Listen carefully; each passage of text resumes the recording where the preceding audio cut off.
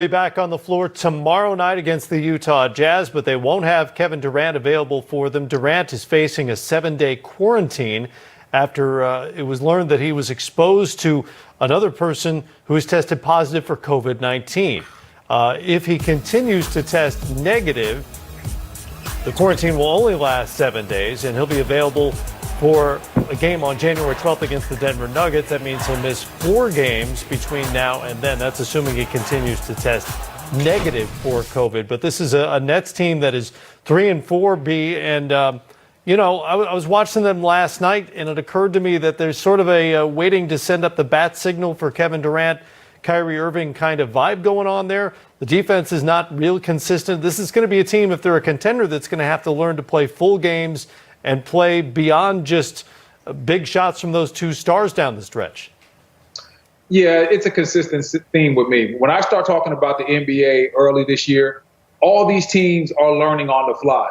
And a team like Brooklyn, they're trying to implement a major piece like Kevin Durant onto their team. And Kyrie missed a lot of time last year as well. So you're bringing in 2 big-time talents, 2 big-time personalities, and you're trying to mix it in with what you already had last year. That takes time. When LeBron first got to Miami, it didn't work overnight. When he first came to Cleveland, I was on that team. We were 500 in January. So it takes time, even for the great LeBron James most of the time, to get used to his new players on his team and everything to flow smoothly. And I'm not surprised that the Nets aren't great defensively, or sometimes they play my turn, your turn basketball, because they're going to have to learn and figure out their identity on both ends of the court. How do they close out games? How do they become better defensively? What are their best lineups? And that basically normally takes practice time, but they don't have that practice time this year. So they're learning on the fly, on the go, while the world is watching. Channing, in your mind, where will the Nets have to get better the most right away? I think it's just knowing each other, right? Like Brendan said, you're adding KD, you're adding a Kyrie. All these guys are trying to figure out. You see the communication after every play. I was going to be here. I was going to be there. So that just goes to already knowing, right? Again, they don't have practice time. Certain guys probably sit out because of health issues. Dinwiddie got hurt with the ACL, so now they're adjusting. And I thought he was their true point guard, dish guy. For me, I'm not worried. I'm not worried. If they're in the playoffs, you got to put them at the Eastern Conference Finals for me. That's that is how good they are. We saw a glimpse of that. Of that. Kyrie and KD, I put them at the Eastern Conference Finals. That team has the potential to do that. I think it'll be the Nets Bucks, me personally. But you could disagree with me. Most people do. So you see that KD is the most unstoppable player in the NBA right now. That is unarguable.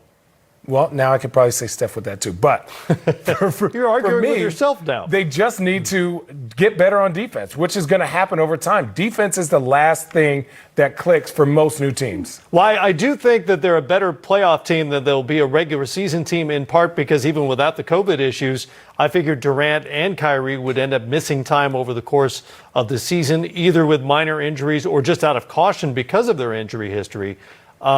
But Brendan, based on your surprise that Channing has them in the Eastern Conference Finals, name 2 teams obviously better than the Nets in the East.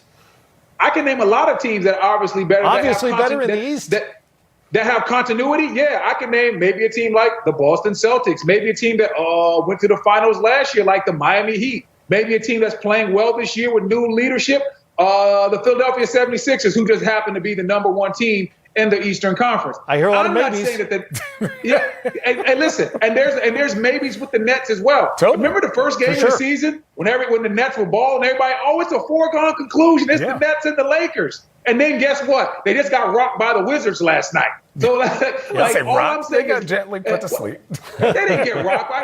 It's my take. I got to make it sound good. I got to put a little extra spice on it. The Wizards won by 1, and they were lucky to get the win. But the bottom line is they lost to the Wizards. Totally. And at the end of the day, all I'm saying is we don't know where Brooklyn will be as a team at the end of the year. How much time will KD miss this year just due to rest? Kyrie, the same type of thing. Will they ever figure it out? I watched them lose to Atlanta in a game where KD was playing extremely well, and he didn't get the ball like that in the fourth quarter. Yep. They have to work out those types of kinks. All I'm saying is other teams already have continuity. It's not a foregone conclusion that the Nets will be there. They have the potential to be there. But it's not a foregone conclusion that the Nets will be in the Eastern Conference Finals. I agree with that. They're not a lock. I wouldn't say that for sure, but they've, in terms of top end talent, I mean, who's got better in the Eastern Conference than those two? They've also got a new head coach, completely new coaching staff to work through all that. Hey, Matt, can I ask you a quick question? Please do. Who had more more top end talent than the Clippers last year in the Western Conference? Well, it's a valid point. Yeah. No, it doesn't always work out that way. Continuity matters. And again, I'm not saying it's a lock that they make the Eastern Conference Finals. All right. Back to the original story here about COVID. My bald head sweating. Man, listen. I got a towel. Makeup. Can we get makeup at Brendan's house? New protocols go into place tomorrow, including the wearing of face masks by players who have yet to enter the game. That's all the way up through the first half, and then it resets at halftime. In other words, if you're not starting, the mask goes back on. You'll see, from a fan's perspective, you'll be seeing more players, coaches, staff wearing masks throughout the game as the NBA tries to tighten things down. I'm curious for both of you. Brendan, I'll start with you. It's one thing to be in the bubble in a completely controlled environment, as frustrating as that was for the players who were there for a couple of months by the end of it for the Lakers and the Heat. But it's a controlled environment. You almost can't help but be safe there.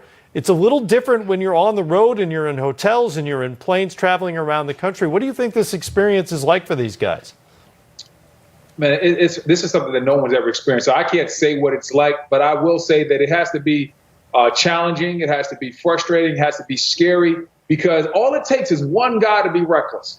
All it takes is one guy to think that his time is more important than everybody else's and go out and party or go out and do something that he shouldn't do. And you can have an effect where 3 or 4 guys on your team get COVID. So this is something that has to be taken very, very serious. Obviously, it was easier to police and control within the bubble. But right now, they're going to need guys to be on their best behavior. And so far, so good for the NBA.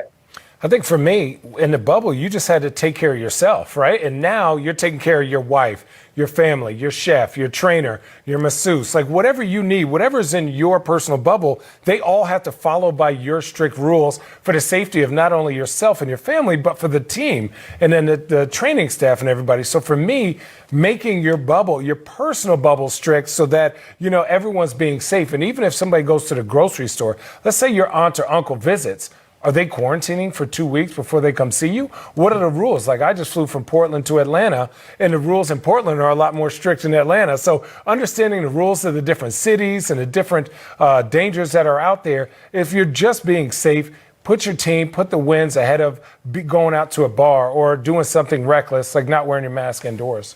Things always get complicated when my chef or masseuse are involved. I hate that. I know. It's crazy. It's crazy. My chef is Postmates. Matt's so jealous he never got to live the NBA life. Matt with his chef and masseuse. I'd love to have a chef and masseuse at home. What would I do for a foot massage, man? Listen, I've been in the crib. Sign me up. Sign me up. Classic. I've got my new screensaver. Oh, my goodness, yeah. Do that.